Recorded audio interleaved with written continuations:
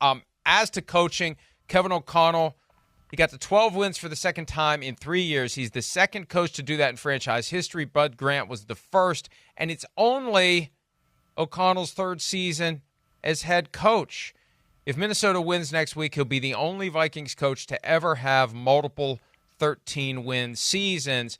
And, we see the betting odds change every week for Coach of the Year or MVP, comeback player, Coach of the Year now. Dan Campbell had been the favorite. I don't like Coach of the Year, Devin, because it ends up being coach of the team that was the biggest surprise, not best coach.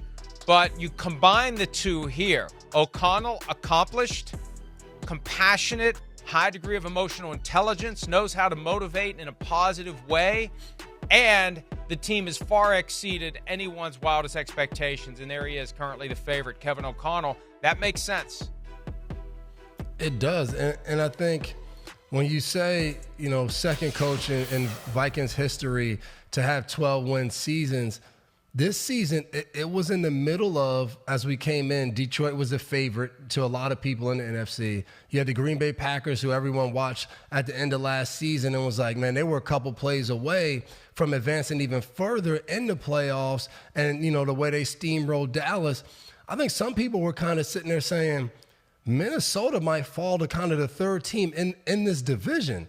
And then everyone was talking about Chicago getting Caleb Williams and all the pieces they brought in. So for the Vikings to be sitting here with 12 wins and still 3 games to play, thinking that, hey, this could get better than what it was, going into and what it was last year, I think it gives an incredible nod to Kevin O'Connell and what he's done, because whenever you take over for a team and you're only in your third year, you usually took over a situation that just wasn't ideal. It didn't have everything that it needed, and I think for Minnesota, having Kirk Cousins there, I think was an advantage coming in as a coach. But overall, you come into situations that usually are definitely not set up to have 12 game winning seasons 2 out of 3 years. Like, that is not the norm. So I think for Kevin O'Connell, I can easily see how he's a favorite. And I always think it's funny, and I get it, there's a lot that goes on and is talked about with Nick Sirianni. But I just find it so interesting that, like, his name doesn't even get added to that list, even though this team, and I know they're super talented, they should be one of the best teams in the NFC. But I don't think the way that they finished last year, I don't think many people thought that they would come in and have a chance that, if you look at the landscape of football right now, they look like the best team in the NFL at least at certain points. And the way they handled Pittsburgh last week is just so interesting, of how, when so many other things are going on around your team, the success your team has can be overshadowed by everything else, because Philadelphia is right in this race to be the team that's playing for a Super Bowl, and their head coach is not even mentioned on that list. Well, I mean, let's be realistic about it, though. He has the most talented team thanks to Howie Roseman. And Sirianni does not, and I don't mean to inflict verbal violence on an Italian brother out there, but, Sirianni, but, I mean, he doesn't have the same presence that other coaches have. It just seems like they plucked a guy out of the stands and dropped him on the sideline and said, you take over today. Doesn't it? Isn't that he's got the demeanor of a glorified frat boy. He was arguing with the fans at the end of the Browns game. What has been the signature genius coaching move by Nick Sirianni? If anything, he makes decisions that people are like, why the hell is he doing that? He just kind of, the engine is running and he sits back and he presides over it. There's a clip going around of him on the sidelines on Sunday and trying to go talk to somebody, and there was an assistant coach that was kind of in his face. It's like, man, that's weird. Sirianni's running the show, not you. So he just doesn't. And this, look, I know this will be viewed as criticism by some, probably by Sirianni. He just doesn't give off the vibe of a big-time coach. You either do or you don't. I've seen coaches who, when they're on the sideline and they got their head set and they're groping around they just don't look the part. You've got to look the part. And he doesn't. Am I wrong?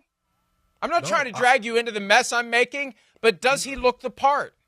Well, and that's why I brought it up, because I think it's not normal to see a coach have that kind of success. Even through the years when we looked at Andy Reid, Mike Tomlin, Bill Belichick, they might not win the award, but usually because their teams are at the top of something, we're like, it should be mentioned, this guy's a great coach, and we don't put him in this category because we expect him to be good. And that, I guess, to me is the thing that sticks out with the Philadelphia Eagles and Sirianni of this guy. They're winning games. They have the talent. They're doing what they should do. I get that part of it. But we always talk about how hard it is to win in the National Football League, and they're doing it, and no one talks about it. And I don't know if their players are talking about it. I don't know if their players after games are saying, hey, our coach should be coach of the year. Like, he should be mentioned.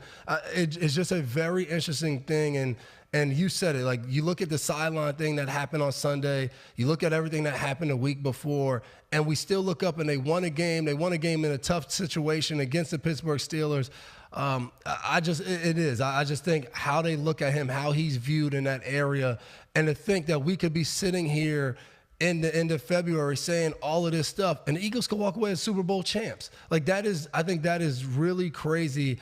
That usually we say, and saying we had in New England was good players can't overcome bad coaching.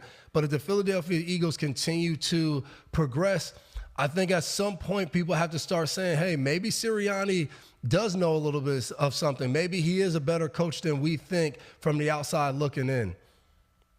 But that means he's mastered the hard part of the job, and the easier part he hasn't figured out yet, which always drives me crazy. When I encounter somebody who is doing their job in a satisfactory manner, but they've got the hard part down pat, and it's the easy things that keep tripping them up, it's ridiculous. And I feel like that's the case for him. If he's quietly some Jedi warrior behind the scenes, mad scientist who's pulling all the right strings and pushing all the right buttons, and we just don't see it when it's time to watch his team play, then who knows? Who knows? But you're right. No one from him with – go ahead.